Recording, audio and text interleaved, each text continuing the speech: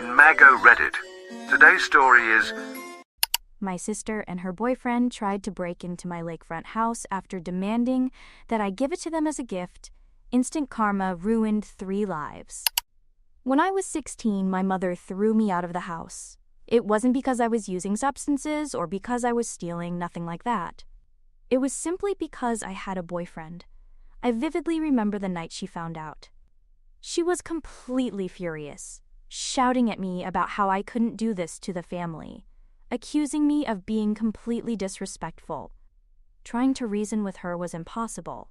As for her, this represented the worst betrayal I could have ever committed. She packed a suitcase with my belongings, handed it to me, and told me that I should start my life on my own as she clearly considered me an adult. At that point, my options were limited.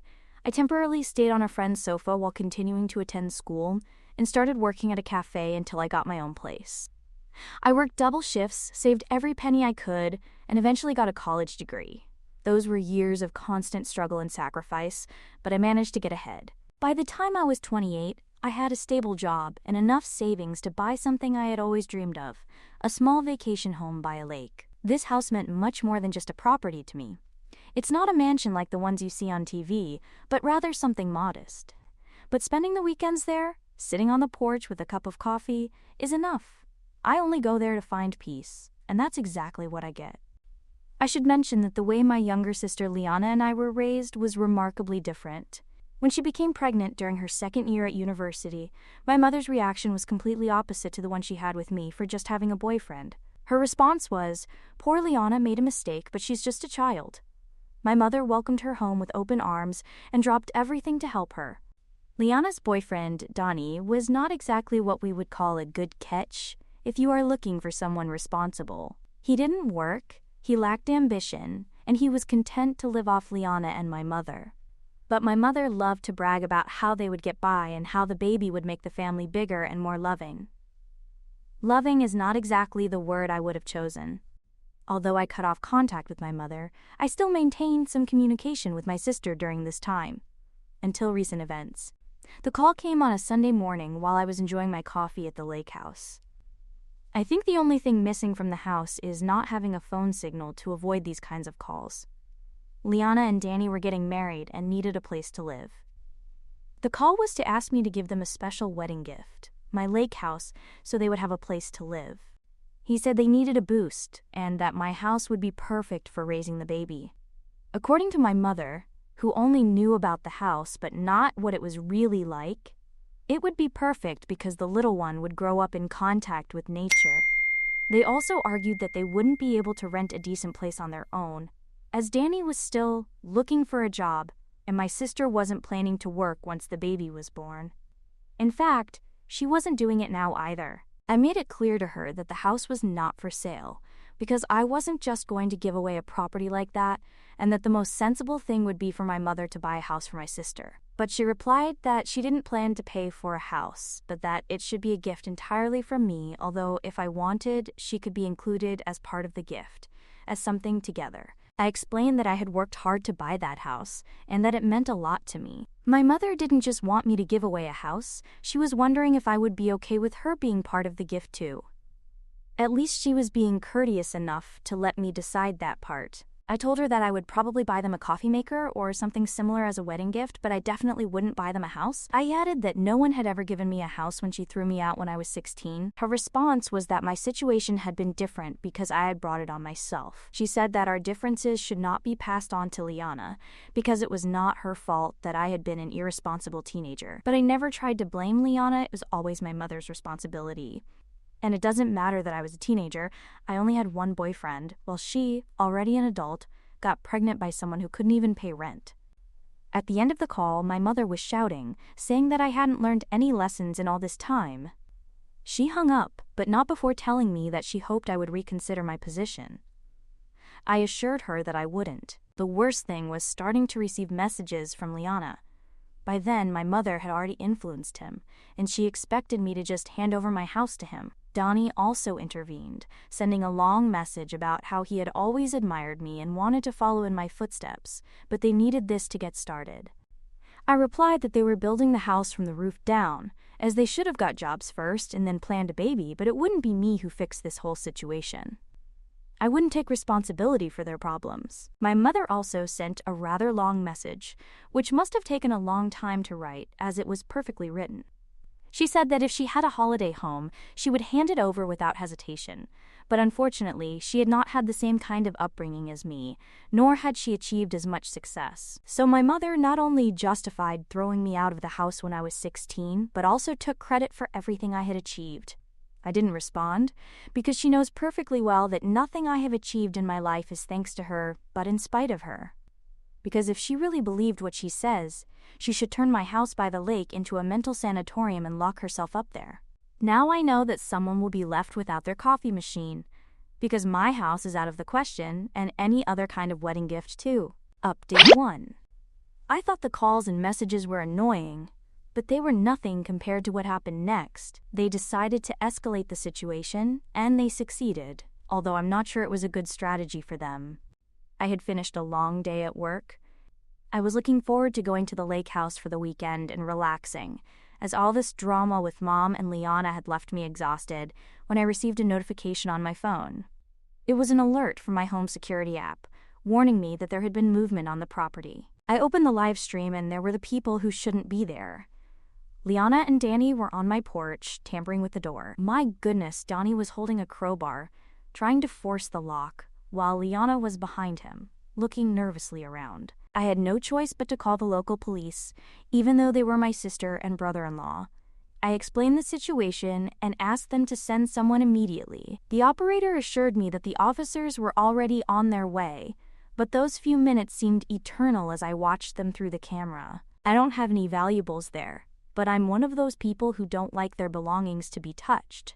Maybe it's because of my traumatic experience as a young person. I could faintly hear their voices through the transmission. Liana was rushing Donnie, warning that someone might see them. Donnie shouted at her, saying it was her fault they had to do this, because she hadn't managed to convince me to hand over the house to them.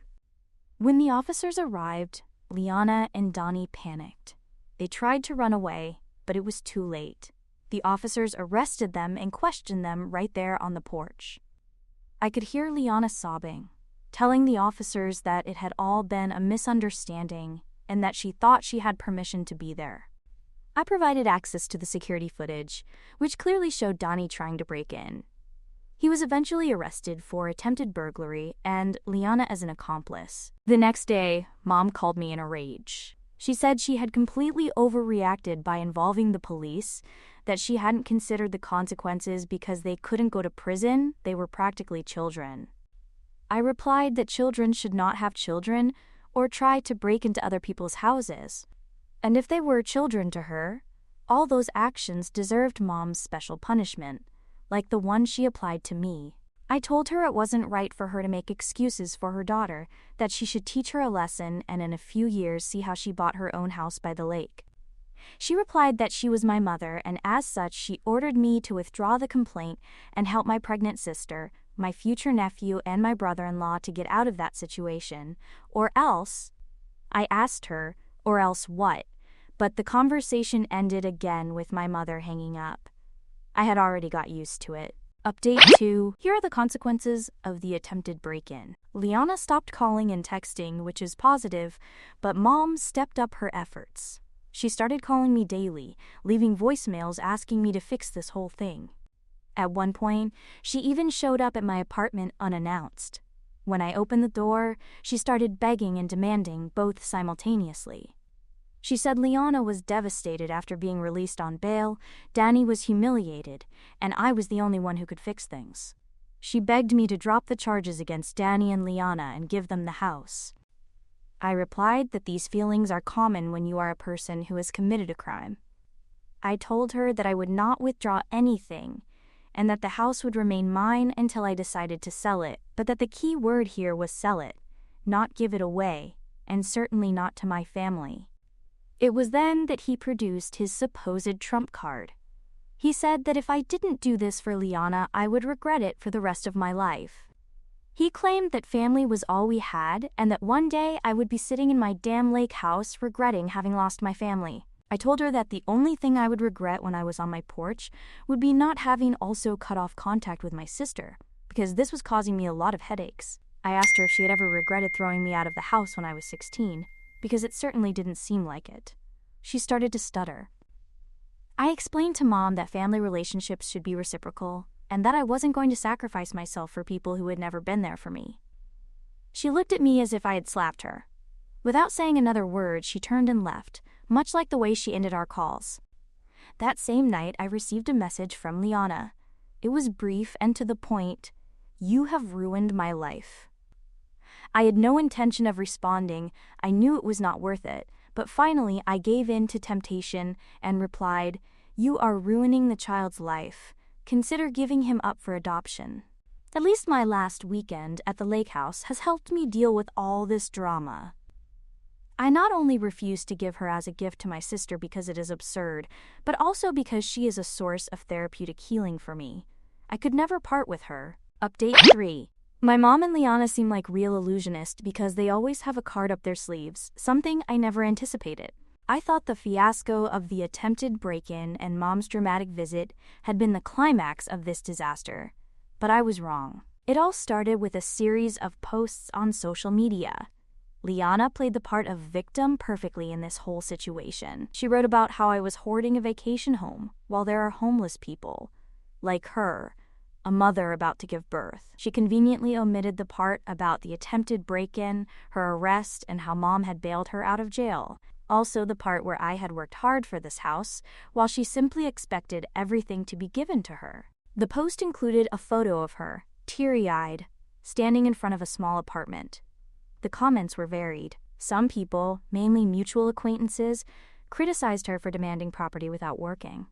But there were others who suggested that I should give her my house as a way of redistributing wealth. No one in these comments seemed to care about the creation of wealth, only its distribution from those who work to those who do not. No wonder the idea of redistributing wealth is so appealing. Nobody cares that I live in a small apartment in the city so that I can have a house to escape to at the weekends. Some people think I'm some kind of billionaire who travels to her lakeside mansion by helicopter, laughing at the less fortunate from on high. At first, I ignored it. People who knew the truth weren't fooled by her story, and those who didn't know it weren't my problem. But then Liana crossed a line. She posted a photo of my lake house with a caption that read something like, "This is the house my selfish sister is keeping all to herself while I struggle to keep a roof over my head." The photo was clearly taken just before they were arrested. The comments exploded. People began to speculate about the location of the house and how much it would be worth. Some even joked about showing up there themselves to occupy it on Liana's behalf. I wasn't going to sit back and do nothing about this. I contacted a lawyer to find out what my options were. He advised me to apply for a restraining order against Liana and Donnie, citing the attempted break-in and the social media harassment. He also suggested sending a formal cease and desist letter to force Liana to remove the posts. The restraining order was quickly granted, given the evidence I presented, but the damage was already done. Privacy is important to me, and it's part of the reason why I value the lake house so much. If you spend a lot of time in the city, you feel like privacy is a scarce commodity. But there, in the midst of tranquility, with neighbors living at a good distance, you regain some of that privacy. After the restraining order was issued, Liana finally stopped posting about me on the internet. But that didn't mean the drama was over. Instead, Mom decided to personally intervene. She showed up at my lake house one Saturday morning without warning. I was outside looking after the garden when I heard her car approaching. I hadn't invited her, and I certainly didn't want to deal with her. But I knew that ignoring her would only make the situation worse. Mom didn't waste time getting to the point. She said she was there to make me see reason because, in her words, I had destroyed my relationship with Liana and ruined the family just because of past resentments that I couldn't forget. I told her that those past experiences made it impossible for me to connect with her.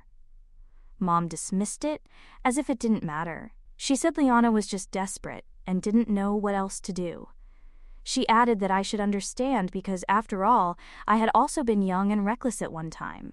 I explained that there was a big difference between being young and making mistakes, and being an adult and refusing to take responsibility for your actions. I didn't receive half the support when I was younger than Liana, and for something much less serious than what was happening now. The conversation ended again when my mother became enraged and turned to get into the car. Unfortunately, the restraining order did not include my mother, otherwise she too would have been arrested. Update 4. I have decided to tell my story on social media to make the truth clear to anyone listening to my mother or my sister. I took a deep breath and started to write, setting out everything that had happened as clearly and honestly as possible. I had to go back a long way, as the post began just when I was thrown out of the house at the age of 16 for the crime of having a boyfriend.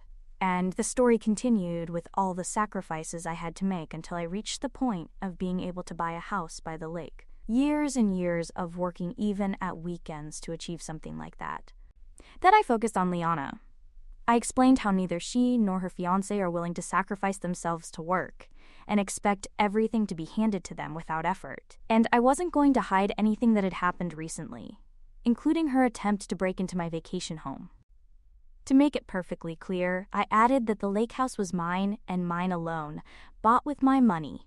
I wrote that I had no obligation, legal, moral, or otherwise, to give it to anyone, especially people with that attitude.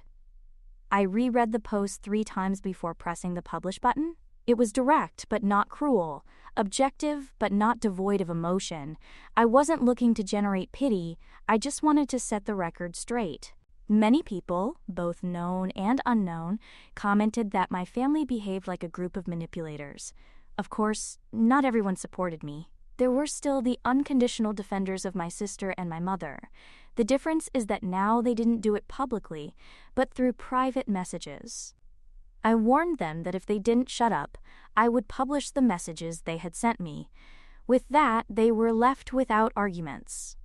Liana was the first to react, perhaps because she spends all day glued to her phone.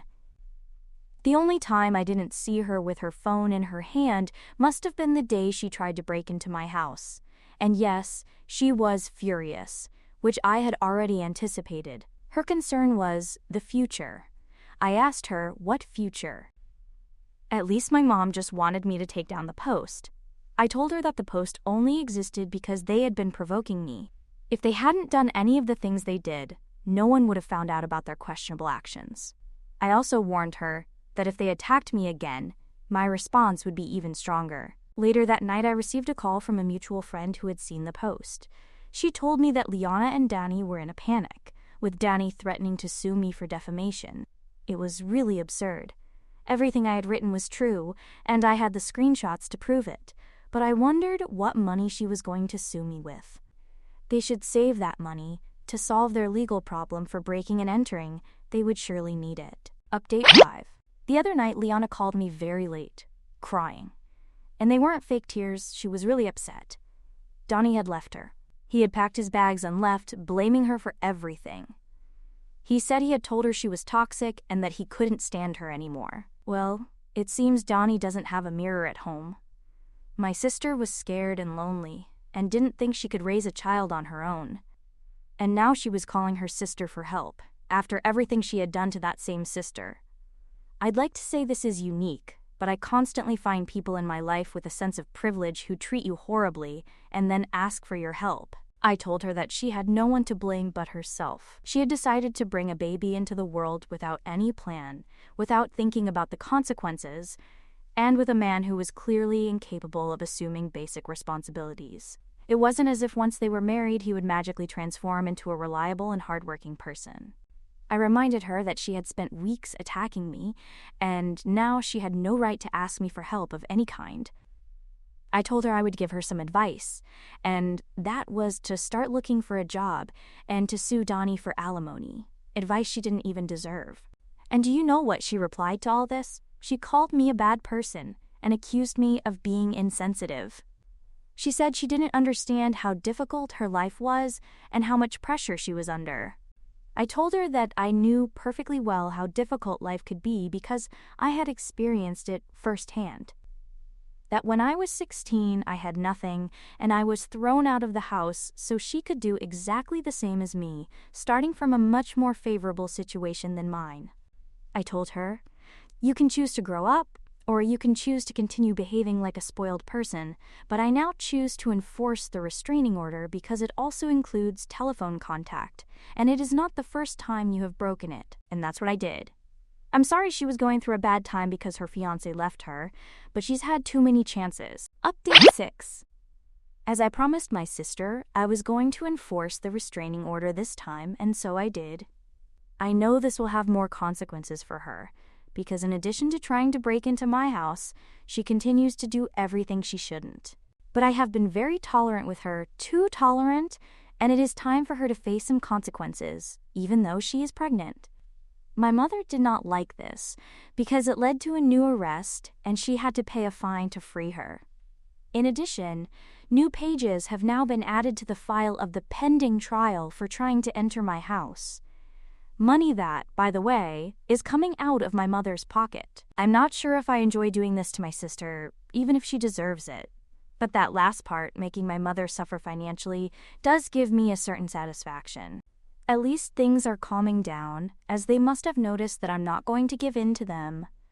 I'm not going to hand them my house, and if they continue to bother me, I'll probably continue to take legal action. They'd better understand this soon, because it's not helping anyone for them to keep insisting when they are getting more and more hurt. Update 7. My sister is causing more problems for my mother, and I'm not just talking about the breaking and entering trial.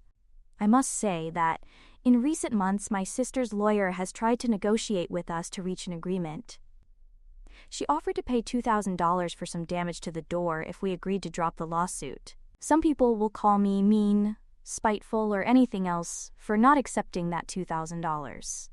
But the door has already been repaired, the money will have to be paid anyway, and I hope she faces some other penalty, such as a fine or time in prison for this. I know my sister doesn't have the money to pay for any of this, not even the lawyer, but my mother does. But those are not the only problems my sister has had lately. In addition to being about to give birth, she has also caused new legal situations. Apart from the alimony lawsuit, she has also physically assaulted Danny. My sister is applying for provisional child support until she gives birth, but Danny is challenging it because he wants a paternity test before handing over any money. To get a lawyer and dispute this, he has got a job. So apparently, it was just a problem of motivation with Danny.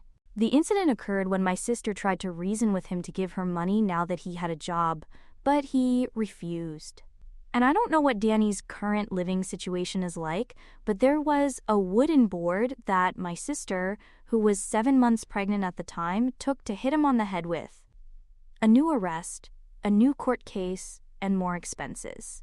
I know this because my mother has called to beg me to withdraw some of the lawsuits because she is running out of money. My sister hasn't even bothered to contact me. She knows what that would entail. I told my mother that I could do it if we came to an agreement, which immediately caught her attention. I told her that I wanted to buy a second holiday home, but on the beach.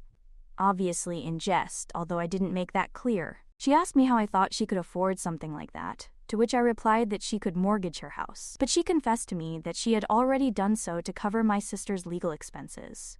I told her she should have thrown out the daughter that is difficult to support, instead of the one who now owns a vacation home, one that she could be enjoying right now. She replied that she could not abandon her daughter at this difficult time. Did I correct her? No, I said, that's not what you should do now, it's what you should have done a long time ago. Update 8. I think this will be the last of my updates. A summary of everything I've experienced in this last period. I'll start with my sister's trial for breaking and entering, simply because I feel like starting there. As I mentioned, she has had to pay for the repair of the door and has received a kind of probation, during which she must avoid committing any other crime, or she could end up in prison and face a considerable fine. She currently lives with my mother in a rented house because my mother had to sell hers in order to support herself, pay off debts, and also support my sister and her newborn daughter. My sister's daughter is indeed Donnie's daughter, but he reached an agreement in which he would only pay half of the maintenance my sister was requesting if he dropped the charges for the assault with the wooden board.